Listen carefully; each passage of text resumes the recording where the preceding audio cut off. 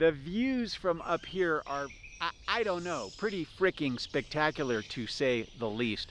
And I came up for a few days, basically, to come up to the mountains to get some fresh air and to clear my head. The goal tomorrow is to do a pretty long hike. The hike is, it's it's over there somewhere. It's called Cloud's Rest, and it's about a 13 or 14 mile day. And frankly, I'm a little bit, I'm not sure that I can do the damn thing. Why, you ask? Well, let me tell you, as I get a little bit older, hikes like this are more challenging. There's a lot of elevation, up and down, uneven terrain, just things that I haven't done in quite a while.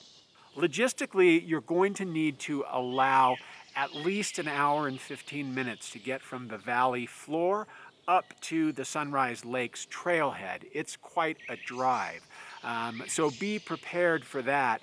And if you come during the busy time of year, I would suggest you get here super early. Otherwise, you might not be able to get parking. Check these boulders out. They're just enormous, and they're in the middle of this kind of valley in this field. And these are what are called erratics. And when the glaciers receded, they left these rocks behind. Because you think about it, when the glaciers were carving out these valleys, they were taking these big, huge chunks of rock. And those chunks of rock typically got pushed down at the base of the glacier.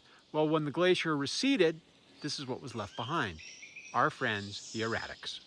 One of the really nice things about coming at this time of year, late October, is there's very few people. Yeah, it's cold, but it's warmed up nicely in the afternoon. But really, just haven't run into many people, and that's been a treat.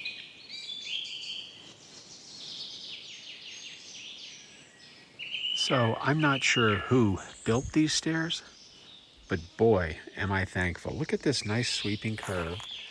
Stairs go down there and it continues down. Without the stairways and the stonework that people put into this, this would be much, much harder. So when you see a conservation corps worker, thank them.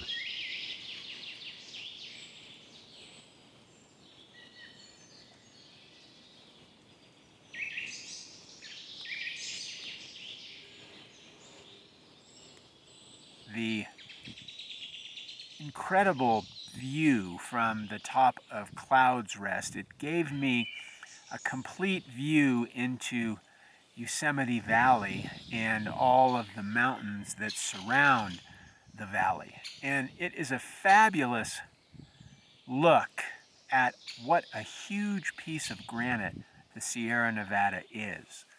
And it is crystal clear when you take a moment to imagine this area millions and millions of years ago when the glaciers were here.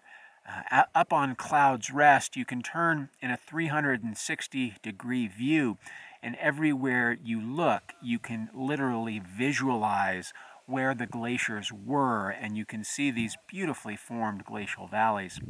On the hike up here, there's evidence of the glaciers retreating. There are moraines and erratics and some glacial polishing just everywhere you kind of look on the hike.